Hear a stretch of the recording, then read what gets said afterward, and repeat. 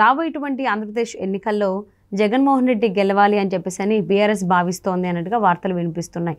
దానికి అనుగుణంగానే బీఆర్ఎస్ నాయకులు కూడా మాట్లాడుతున్నారని చెప్పేసి వస్తుంది వార్తలు. మరి అంశానికి సంబంధించి మనతో మాట్లాడడానికి, వారి విశ్లేషణని మనతో పంచుకోవడానికి ఈరోజు మనతో పాటు ఉన్నారు senior journalist, senior political analyst CS Rao గారు ఉన్నారు. వారితో మాట్లాడదాం. నమస్తే రావు గారు. నమస్తే. అటు ఆంధ్రప్రదేశ్ ప్రభుత్వం అనేటువంటి వైఎస్ఆర్సీపీకి, అలాగే ఇక్కడ మాజీ ప్రభుత్వం అనేటువంటి బీఆర్ఎస్, ఈ రెండు కూడా మిత్రబంధంతోనే మెలుగుతున్నాయని చెప్పేసి ఎప్పటి నుంచి వార్తలు వింటూనే ఉన్నాం.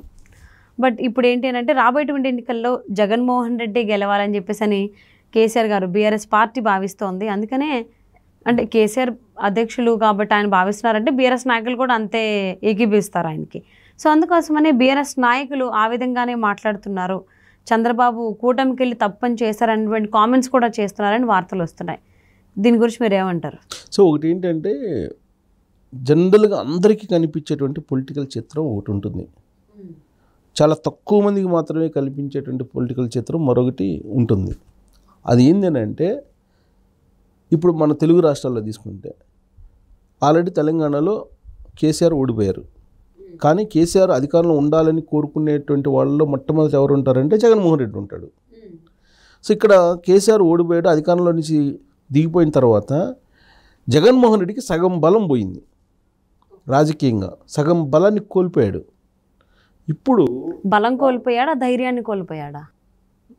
ఒక రకంగా చెప్పాలంటే రాజకీయ బలాన్ని కోల్పోయాడు, ధైర్యాన్ని కాదు, బలాన్ని. ఎందుకంటే ఇక్కడ తెలంగాణలో కనుక కేసీఆర్ కనుక ఉంటే ఆయన ఇన్ని రకాలుగా సపోర్ట్ చేయాలో అన్ని రకాలుగా చేసిండేవాడు. 2019లో ఏ విధంగా అయితే చేశాడు జగన్మోహన్ రెడ్డికి అన్ని రకాలుగా చేసిండేవాడు. ఎన్ని రకాలుగా చేశాడు 2019లో అంటే మనకు అందరికీ తెలిసినటువంటి విధంగా ఆర్థిక సహాయం చేశారు, తర్వాత టెక్నికల్ సహాయం చేశారు, తర్వాత ఓటర్ల సహాయం చేశాడా, నాయకులను మార్చేటువంటి విషయంగా సహాయం చేశాడా. సో ఇన్ని రకాలుగా చేయాలంటే అన్ని రకాలుగా చేశారు.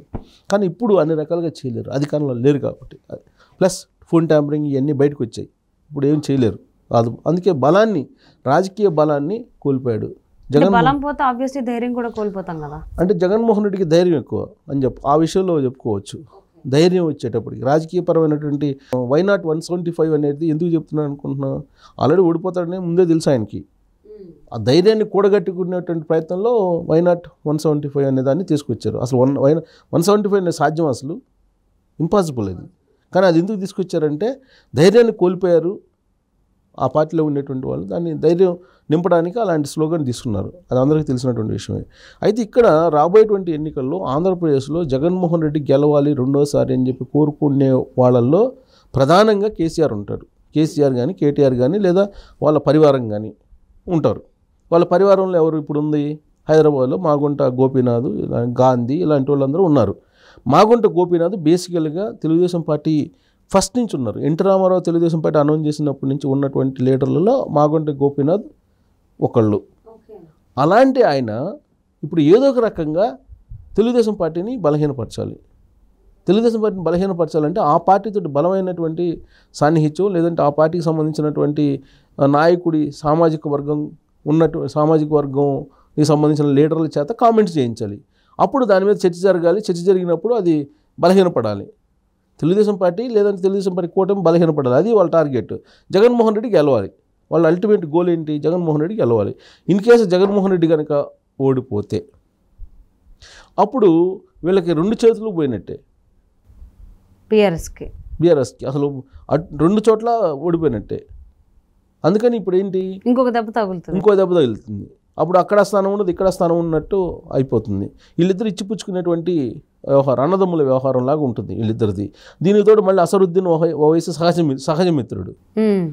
కాబట్టి చాలామందికి తెలియనటువంటి విధంగా రాజకీయం ఎలా ఉందంటే తెర వెనుక ముస్లిం సమాజాన్ని జగన్మోహన్ రెడ్డి వైపు మార్చేదానికి అసరుద్దీన్ ఓవైసీ ప్రయత్నం చేస్తూ ఉంటాడు.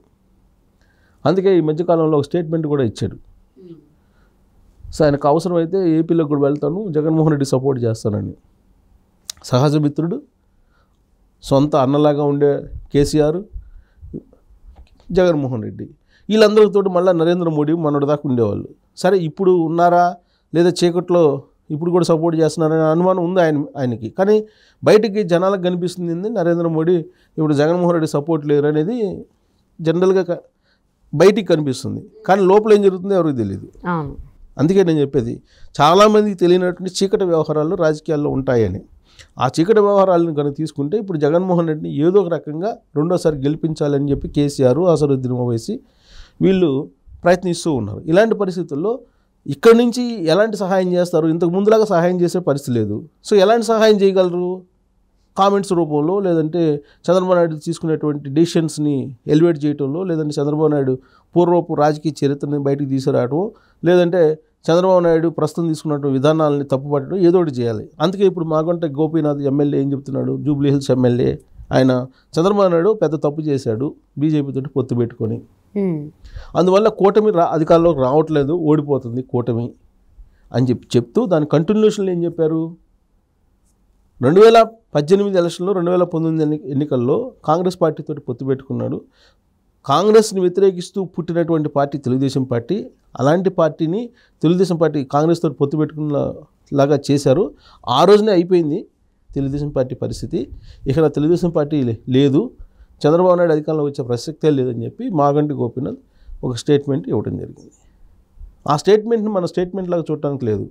అంటే హైదరాబాద్ నుంచి బీఆర్ఎస్ రూపంలో జగన్మోహన్ రెడ్డికి అండగా నిలవడానికి, మద్దతు పలకడానికి వాయిస్ రైజ్ అవుతుంది అని చెప్పి మనం భావించాలి. ఇది స్టార్టింగ్ మాత్రమే. సో అంటే ఇంతకుముందు చంద్రబాబును అరెస్ట్ చేసినప్పుడు కేటీఆర్ గారు ఒక మాట అన్నారు, ఇది ఆ పక్క రాష్ట్రంకి సంబంధించి మమ్మల్ని ఇన్వాల్వ్ చేసి మేము మాట్లాడము అని. మరి అలాంటప్పుడు ఇప్పుడు చంద్రబాబుది కూడా పక్క రాష్ట్రమే కదా, మరి ఇప్పుడు ఎందుకు మాట్లాడుతున్నట్లు? ఇది ఒక పాయింట్. అండ్ ఇంకొకటి ఏంటి అని అంటే, తెలంగాణ ఎన్నికల సమయంలో ప్రచార సభల్లో పాల్గొన్నటువంటి కేసీఆర్ గారు కొన్ని కామెంట్స్ చేశారు రోడ్లకు సంబంధించి, లైట్లకు సంబంధించి. సింగిల్ లైన్ ఉంటే అది ఏపీ, డబుల్ లైన్ ఉంటే అది వెలుతురుతో ఉంది అంటే అది తెలంగాణ అనేసి. సో దానికి సంబంధించి ఒక్క వైసీపీ నాయకులు కూడా మాట్లాడలేదు, స్పందించలేదు. సో అందుకు ఇష్టం కాబట్ట. అండ్ ఇప్పుడు మరి అలాగైతే చంద్రబాబు విషయం ఇప్పుడు టాపిక్ తీశారు కాబట్టి మాగుంట గోపీనాథ్, మరి ఇది పక్క రాష్ట్రానికి సంబంధించే అంశం కాదా? ఖచ్చితంగా పక్క రాష్ట్రానికి సంబంధించి అంతే. కానీ రాజకీయంగా జగన్మోహన్ రెడ్డిని అక్కడ గెలిపించాలి. కానీ మనకు అనుకూలంగా ఎప్పుడైనా ఏదైనా మాట్లాడచ్చు, మనం ప్రతికూలంగా ఉన్నప్పుడు ఏదైనా మాట్లాడచ్చు. అంటే కేటీఆర్కి నాలుకలు 5-6 ఉంటాయి, కల్వకుంట్ల ఫ్యామిలీకి అసలు ఎన్ని నాలుకలు ఉంటాయో తెలియదు అనేది చెప్తూ ఉంటారు ప్రత్యర్థులు. రాజకీయ పార్టీకి సంబంధించినటువంటి విపక్ష నేతలు చెప్తూ ఉంటారు. మాటకారి తను ఎక్కడైనా ఉందంటే అది కల్వకుంట్ల ఫ్యామిలీలో ఉంటుంది. ఏదైనా ఎప్పుడైనా మాట్లాడగలరు. వాళ్ళు అమరావతి కూలిపోయిన వల్ల మాకు ఇక్కడ పెరిగింది బాగా రియల్ ఎస్టేట్ అని చెప్పి అనొచ్చు. చంద్రబాబు నాయుడు మంచి విజనరీ అనొచ్చు. చంద్రబాబు నాయుడు అంత పనికి మాలిన రాజకీయ నాయకుడు ఎవరు లేదని కూడా వాళ్ళే అంటారు. కేసీఆర్ అదే మాట అన్నాడు కదా సార్, చంద్రబాబు నాయుడు అంత మేధావి లేడని చెప్పి కూడా వాళ్ళే అంటారు. తెలంగాణ అవసరం లేదని వాళ్ళే అన్నారు అసెంబ్లీలో. కేసీఆర్ స్టేట్మెంట్, తెలంగాణ కావాలని పోరాడినది నేనేను, చావు నోట్లో తలబెట్టి తీసుకొచ్చానని చెప్పి ఆయన అంటాడు. ఏదైనా అంటారు వాళ్ళు. కానీ ఇప్పుడు ఏంటంటే ఇప్పుడు అవసరం ఏంటి? జగన్మోహన్ రెడ్డిని గెలిపించాలి. కాబట్టి మాగంట గోపీనాథ్ని ప్రయోగించారు తొలి ప్రయోగంగా. ఇంకా రేపు రాబోయేటువంటి రోజుల్లో మళ్ళీ బీసీల రూపంలో తలసాని శ్రీనివాస్ యాదవ్, ఎస్సీల రూపంలో ఎవరో ఒకరిని పట్టుకొస్తారు. ఓకే, అలాగే మైనార్టీ రూపంలో ఇంకొకరిని పట్టుకొస్తారు. ఎలక్షన్ నాటికి ఒక డ్రామా స్టార్ట్ అవుద్ది అక్కడి నుంచి. Thank you so much CS Rao గారు. Thank you.